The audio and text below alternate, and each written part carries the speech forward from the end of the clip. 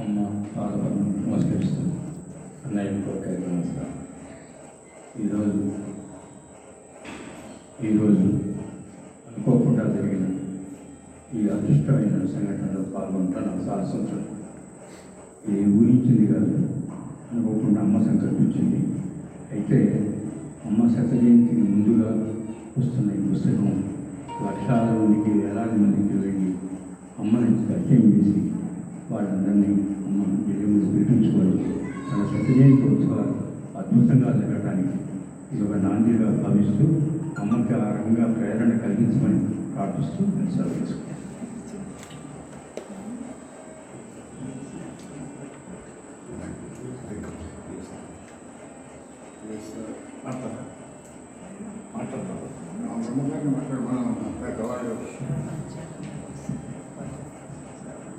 అమ్మ పాదాలకు నమస్కారం చేస్తూ ఇక్కడున్న అక్కయ్యకి అన్నయ్యకి అందరికీ నా హృదయపూర్వక నమస్కారాలు. ఈ పుస్తకం ఆంధ్రజ్యోతిలో వ్యాసాలుగా వచ్చినప్పుడు చదవడం జరిగింది, కానీ నాకు ఈ పుస్తకం రావడం చాలా ఆలస్యంగా వచ్చింది నా చేతికి.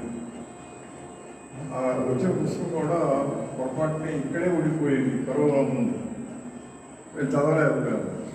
సరే కిందసారి వచ్చినప్పుడు ఇక్కడున్న లైబ్రరీలో నుంచి చూసి పుస్తకం తీసుకెళ్ళి చదివిన తర్వాత చాలా ఆశ్చర్యకరమైనటువంటి విషయం ఏంటంటే ఇందులో ప్రతి అధ్యాయం అనొచ్చు లేదా చాప్టర్స్ ప్రతి దీంట్లోనూ ముందు ఒక గుణాన్ని గురించి విశేషంగా చెప్పి ఆ గుణాన్ని అమలో చూపించి ఫైనల్గా మనం దాన్ని ఎట్లా ఆవిష్కరించుకోవాలో చెప్పడం జరిగింది. ప్రతి దాంట్లోనూ అలా ప్రతి చాప్టర్లోనూ నాకు తోచినటువంటి విశేషం ఇది అన్నమాట.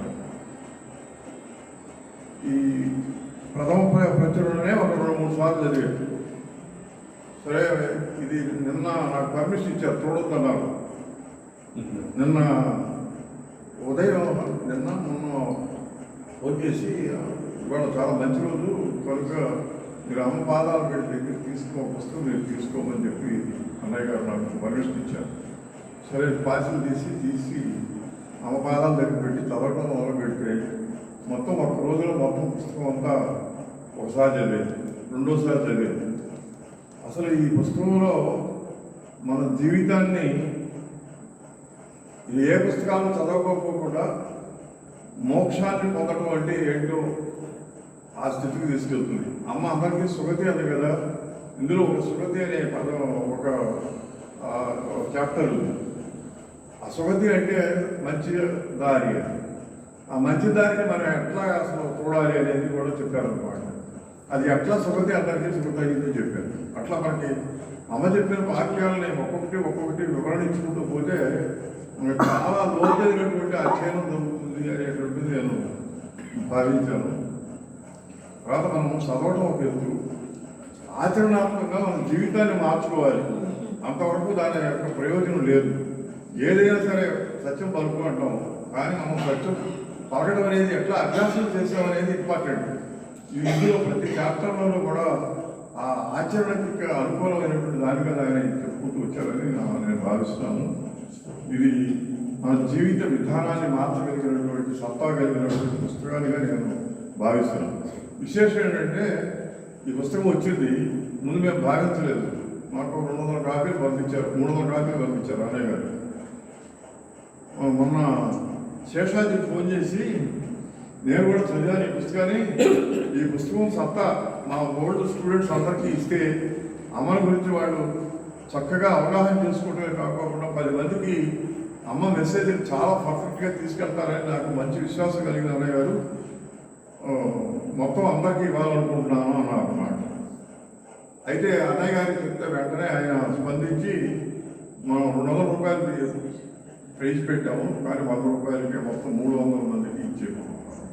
300 ఇప్పుడు ఈ 300 మంది ఓల్డ్ స్టూడెంట్స్కి రేపు ఇవ్వడానికి 300 పుస్తకాలు నేను తీసుకొచ్చాను. ఇప్పుడు 100 పుస్తకాలు నాకు ఇవ్వడానికి అయినా నేను కోరింది మొట్టమొదటి నాకు 100 పుస్తకాలు కావాలన్నాను.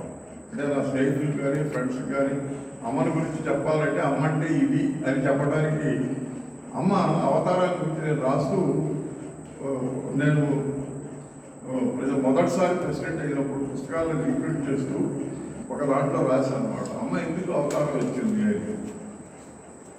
ఈ అమ్మ ఆ అమ్మని తెలియజేయడానికి ఒక అవతార స్పష్టంగా ఆమె చెప్పారు. అట్లాగే నేను భావించింది ఏంటంటే, ఒక అవతారం వచ్చినప్పుడు ఒక ధర్మం చ్యుతి అయితే ఆ చ్యుతిని ఉద్ధరించడానికి భగవంతుడు వస్తాడు అనేటువంటిది మనకి భగవద్గీత చెప్పినటువంటి వాక్యాన్ని అనుసరించి నేను అమ్మ ఈ ప్రపంచంలో ప్రేమ అనేది దూరం అయిపోతున్నది, ఆ ప్రేమని మళ్ళీ ఏమిటో చవి చూపించి మనందరినీ ఆ సేవలో మార్గంలో మనం తీర్చిదిద్ది ఒక మానవీయ కోణంలో మనం పెంచడమే కాకుండా మనలో ధైర్యాన్ని ఆవిష్కరించడం అనేటటువంటి ఇదన్నమాట. ఆ దైవం ఆకరించడం అంటే నేను చదగా 2-3 పుస్తకాలు చదివిన తర్వాత మనసుని తీసుకెళ్ళి హృదయంలో కలవటమే మనకి సాధన అంతా. ఏ సాధన చేసినా సరే అదే అనేటువంటిది అన్నమాట. ఈ పుస్తకంలో ఆ హృదయంగా మార్చడానికి మనం తీర్చిదిద్దారు అన్నయ్య గారు అనేది నేను పూర్తి విశ్వాసంతో ఇది చెప్పి ఏదో మాకున్న చిన్న వనరుల్లో నేను చేసి 2-3 స్నేహితులు అడిగితే వాళ్ళు ముందుకు వచ్చారు మొత్తానికి. అయితే పుస్తకంలో ఫోటోలు తీసేద్దామా, 15,000 తగ్గుతుంది, మరి మీరు భరిస్తారా అని అడిగితే ఆ పుస్తకంలో అది లేకపోతే సరైన లేదని ఆయన అభిప్రాయం. అదే నా చేతి చెప్పించారు అమ్మ, మన చేతి చెప్పించి చెప్పినట్టుగా అన్నయ్య గారు కూడా ఇది లేకపోతే బాగాలేదు నా చేతి చెప్పించి మళ్ళీ అప్పుడు. అయితే ఇందులో ఈ పుస్తకంలో మన సంస్థల గురించి రాసలేదు. ఇది ఒక లోటుగా నేను ఫీల్ అవుతాడు. అంటే మన సంస్థ ఏ ప్రచురుడైనా సరే మనం జరుగుతున్నటువంటి ఇక్కడ సంస్థలో జరుగుతున్నటువంటి విషయాలు ప్రజలకి తెలియాలి. అమ్మ జీవితాన్ని అంటే నిర్మాణం తర్వాత కూడా ఇక్కడ అన్నీ జరుగుతున్నాయి అని చెప్పాలి. కాబట్టి మనం ముఖ్యంగా అన్నపూర్ణాలయం, తర్వాత వైద్యాలయం, విద్యాలయం, దేవాలయం, గోశాల ఇట్లాంటివన్నీ ఉండి లేటెస్ట్గా ఉన్నటువంటి ఛాయాచిత్రాలను ఇక్కడి నుంచి తెప్పించుకుని దానిలో మొత్తం ఏరి ఊరి ఇది ఒక అద్భుతమైనటువంటి ఈ ప్రెస్ వాళ్ళు చేసే చరిత్ర ప్రెస్ వాళ్ళు కానీ లేకపోతే గళాజ్యోతి వాడు కానీ అసలు ఎంత వాళ్ళు కేవలం డబ్బు కోసం చేసినట్టుగా లేదు. ఇది ఒక అద్భుతమైనటువంటి. తర్వాత ప్రింటింగ్ మిస్టేక్లు ఎక్కడ దొరుకుతాయో అని చాలా కీన్గా చూశాను. నాకు తెలిసినంత వరకు ఎక్కడ నాకు దొరకలేదు. ఇవాళ ఫస్ట్ రీడింగ్లో 2 రీడింగ్లోనూ ఇవాళ ఈ పుస్తకంలో 2 రీడింగ్ 2 రీడింగ్లో నాకు ఒక్క తప్పు కూడా దొరకలేదు. అంటే మహా ఉంటే ఒక 5-6 ఎక్కడైనా ఉంటే ఉండొచ్చు. కానీ అంత శ్రద్ధగా ఆయన 5 సార్లు దాన్ని సవరణ చేసి ఇంత సర్వాంగ సుందరంగా ఈ పుస్తకాన్ని మీ ముందుకు తీసుకొచ్చారు. అంతేత మనం అన్నయ్య గారికి ఎంతో ధన్యవాదాలు తెలియజేస్తూ నాకు ఇచ్చిన ఈ అవకాశాన్ని నేను మిమ్మల్ని అందరినీ కూడా అభినందిస్తున్నాను. మళ్ళీ ఒక్కసారి 1962లో అమ్మను దర్శనం చేసుకొని మొట్టమొదటిసారి అమ్మని నేను ఎప్పుడు చూడలే. అమ్మని దర్శనం చేసుకున్నాను మొదటి రోజు నుంచి. చూడటం వేరు, దర్శనం వేరు. ఈ 22 కంటే ఇంకో 25 రోజుల తర్వాత అమ్మ దర్శనానికి షష్ఠి పూర్తికి నేనున్నా. 60 సంవత్సరాలు అమ్మ, అందుకే దర్శన షష్ఠి పూర్తి అని రాశాం. అలాగే అమ్మ మనందరినీ కూడా చల్లగా కాపాడి ఆమె అవతార కార్యక్రమంలో మనం ఎవరెవరు ఏ సేవ చేయగలమో ఆమెకు తెలుసు. ఆ సేవ మన ద్వారా అమ్మ ప్రపంచానికి అందించాలని మనసా కోరుకుంటూ, అమ్మ ఇప్పుడు వారు చెప్పినట్లుగా అవన్నీ ఛాయాచిత్రాలు వేశాం. అది మళ్ళీ ఒక పబ్లిసిటీ ప్యాంఫ్లెట్గా కాకుండా బొమ్మని చెప్పిన కమ్మని కథలాగా ఆ బొమ్మలే వేసాం. చదివితే ఇట్లా జరిగినాయి, ఇవి ఉన్నాయా అని అందరికీ తెలుస్తుంది. ఈ మహత్తర సన్నివేశాన్ని కల్పించిన అమ్మకి మరొక్కసారి నమస్కరిస్తూ మీ అందరికీ కూడా శుభకామనలు తెలియజేస్తూ అమ్మ అనుగ్రహం ఈ సమస్త ప్రపంచం మీద ఉండాలని మంగళాశాసనం చేస్తూ జయ హో మాత.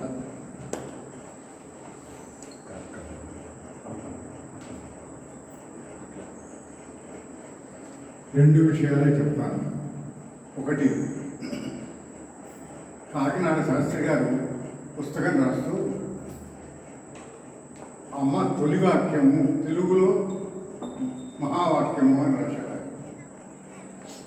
ఈ పుస్తకం అమ్మత్వం.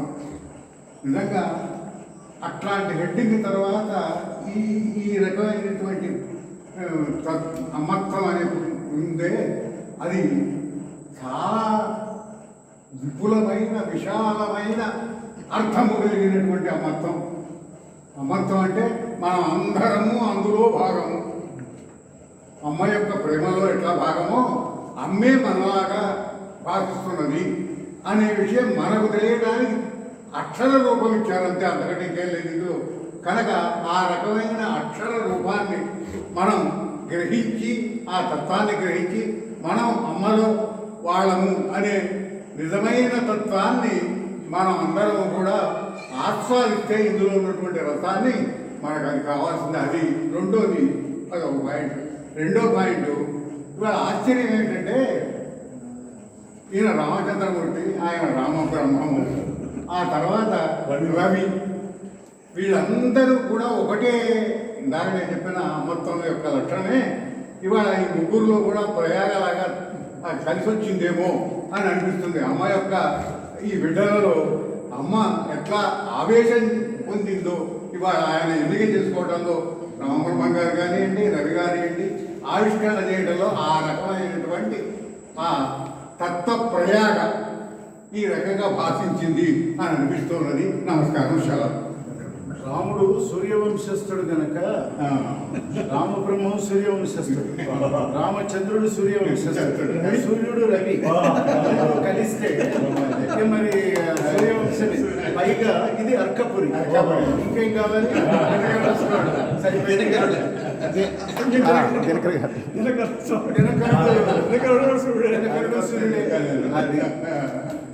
అమ్మ పాదపద్మాలకు నమస్కారం చేస్తాం. ఈ పుస్తకం గురించి ఇప్పటికే చాలా వివరంగా అందరూ మాట్లాడారు. అయితే సందర్భాన్ని అనుసరించి 4 మాటలు చెప్పాల్సిన అవసరం ఉందని నేను తీసుకున్నాను. ఒకటి, చాలా ఆనందకరమైన విషయం ఏంటంటే రేపు ఇక్కడ గోల్డెన్ జూబ్లీ, దానికి సంబంధం ఉన్నా లేకపోయినా ఒక విద్యా సంస్థ ముందు ఈ అమ్మతత్వం సింక్రనైజేషన్ టైమింగ్ అది చాలా బాగుంది. అమ్మ టైమింగ్ అనుకోవాలి, అమ్మ కాలమే కదా, కాలస్వరూపులని మనం అనుకుంటున్నాం. ఇక పోతే ఏంటంటే తత్వం అనేది మనస్తత్వంలో ఉండాలి, ఆధ్యాత్మికత అనుభవంలో ఉండాలి, ఆశయం కానీ విలువలు కానీ ఆచరణలో ఉండాలి. ఇలా ఉన్నప్పుడే అవి సత్ఫలితాలు ఇచ్చి ఒక సద్గతిని కలిగించి ఒక సన్మార్గంలో మనిషిని ప్రయాణం చేస్తాయి. ఇక్కడ అమ్మ విషయంలో ఏంటంటే అమ్మ మమత, ప్రేమ, లాలన, ఓదార్పు, స్వాంతన, ఈ లక్షణాలన్నీ మనందరం చుట్టూ ఉన్నాం కాబట్టి అవి మనం పొందాం, మనం డైరెక్ట్గా ఎక్స్పీరియన్స్ చేశాం. అయితే ఎక్స్పీరియన్స్ చేసిన దాన్ని రిజిస్టర్ చేసుకుంటున్నామా మనసులో అనేది ఒక ప్రశ్న. మన మనసులో వాటిని గాఢంగా పెట్టుకుంటున్నాం అనేది ఒక ప్రశ్న. రెండోది, అమ్మ వాక్యాలు చాలా సులువు, అర్థమైపోయింది అనుకుంటాం. కానీ అమ్మ వాక్యాలు అంత తేలిగ్గా అర్థం కావు. లోతుకెళ్ళి చూస్తే నాకు ఒక వాక్యం అర్థం చేసుకుంటానికి 12 సంవత్సరాలు బట్టి అది అర్థమైనాక ఇంగ్లీష్లో రాయటం జరిగింది. ఇంకొక వాక్యం అర్థం చేసుకుంటానికి నిజ జీవితంలో ఒక సంఘటన వల్ల అది అర్థం చేసుకున్నాను. అలా ఉంటాయి, అంటే అంత లోతుగా ఉంటాయి, పైకి మనకి తెలిసినట్టే ఉంటాయి. ఇక రెండోది ఏంటంటే ఇక్కడ టైటిల్స్, ఈ బుక్లో చాప్టర్ టైటిల్స్ కొద్దిగా చూశాను, అంతకుముందు చూడలేదు, ఇప్పుడే చూస్తున్నాను. దాన్ని పుస్తకం దాన్ని బట్టి major fundamentals, basic premises of అమ్మాస్ philosophy cover అయిందని నాకు అనిపిస్తాం. ఇంకొక విషయం ఏంటంటే అమ్మ చింతనము, అమ్మ తత్వము, అమ్మను మార్గము, అమ్మ చూపించే కొత్తదాన్ని, ఇలా చాలా పుస్తకాలు వచ్చినాయి అమ్మతత్వం మీద ఇప్పటికీ. అయితే అసలు అమ్మ ఏంటి? అమ్మ రూపమా, అమ్మ శక్తి, అమ్మ అవతారమా, లేకపోతే అమ్మ ప్రేమ, అమ్మ లాలన, అమ్మ స్వాంతన, ఎవరి అమ్మ, ఏంటి అమ్మ అనే ప్రశ్న వస్తుంది. అయితే అమ్మ భౌతికంగా రూపంలో ఉన్నాడు, మనం ఇవన్నీ చుట్టూ ఉన్నాం, పొందాం. మరి తర్వాత ఇవి ఎట్లా నిలబడతాయి అనే ప్రశ్న. ఇవి కాల ప్రవాహంలో పర్పెట్యుయేట్, అంటే నిరంతరం ఉండేటట్టు చేసి వాటికి ఒక మార్గం ఏర్పరిచి వాటికి ఒక పటిష్టత ఇచ్చి యాక్చువలైజ్ అవుతుంది. ఇంకొక పాయింట్ నాకు అనిపించింది ఏంటంటే ఈ బుక్ యొక్క టైటిల్ ఈ బుక్ యొక్క టైటిల్ చూడగానే నాకు ఒక వ్యక్తి గుర్తొచ్చాడు. ఆయన Dutch national JF Leyland. JF Leyland అమ్మ గురించి ఎట్లా చెప్పాలి అని అనుకున్నప్పుడు ఇంకేమీ లేదు, అమ్మకు అమ్మే సాటి అమ్మ అనేస్తానే ఆయన ఇచ్చాడు టైటిల్ 74-73. ఇది చూడంగానే నాకు ఆయన మనసులో వెళ్ళాడు. అమ్మ గురించి ఏమని చెప్తాము, అమ్మ పర్టికులర్ యాడ్స్కి ఏది తీసుకోలేదు, ఒక మూసలో పోయినాం అమ్మని అనేక రకాలుగా ఉంటుంది. అలాంటప్పుడు మరి ఎట్లా అనుకుంటే అమ్మకు అమ్మేసాడు కాబట్టి అమ్మ అనేస్తున్నాను ఆయన ఇంగ్లీష్. అట్లా వచ్చింది. ఈ టైటిల్ చదవగానే నాకు వెంటనే జేఎఫ్ లీలాండ్ ఫ్లాష్ అయ్యాడు. సరే, ఆయన అనుభవం చరిత్ర చాలా ఉంది. ఇప్పుడు మనం చేయవలసింది ఏంటంటే అమ్మ వాక్యాన్ని అనుభవైకవేద్యం చేసుకుని అందులో ఉన్న సందేశాన్ని ఆచరణయోగ్యం చేసుకుని అమ్మ ఇచ్చిన ఆధ్యాత్మిక వీటిని అనుభవాలను వాటిని అంతర్గతం చేసుకుని ఇలా మార్గం నడిపిస్తే అమ్మ సూచించే దారిలో మనం వెళ్ళగలుగుతామని నేను భావిస్తున్నాను.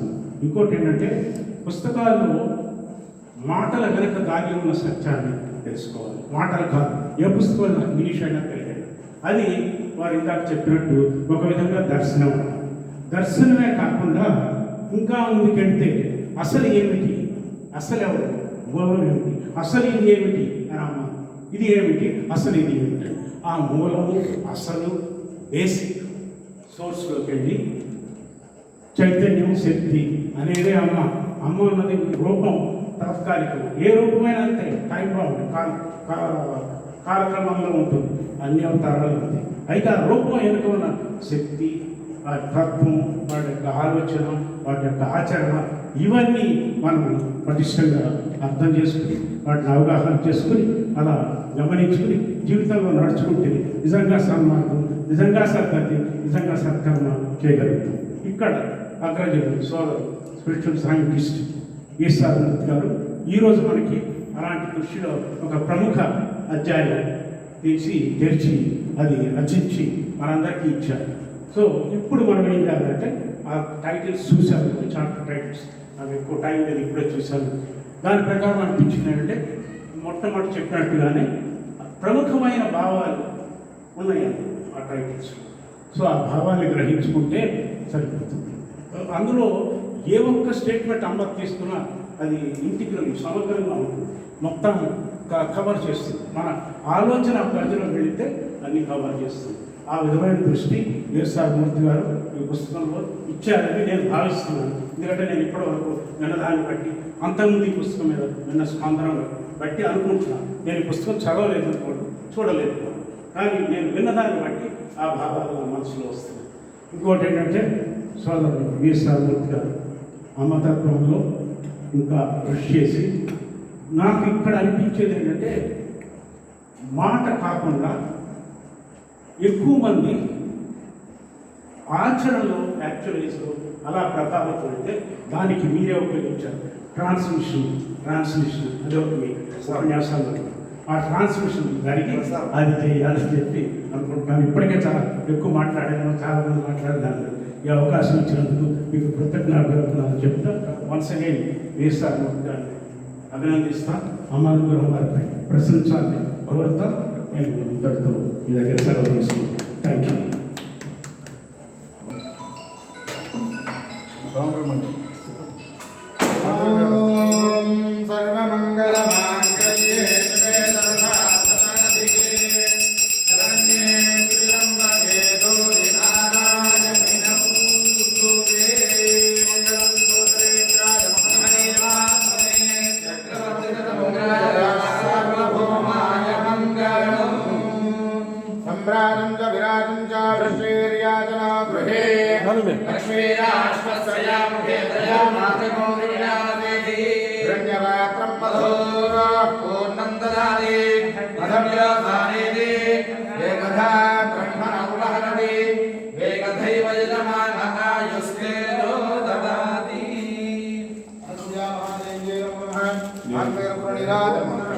नमस्करोमि पार्वती मातृश्रेय सूया महादेवी की हरिमोदेश्वर सूया महादेवी की हरिकमुरादेश्वर सूया महादेवी की विश्वविराट सूया మహాదేవికి నాగేశ్వర స్వామికి జగత్పిత నాన్నగారికి జై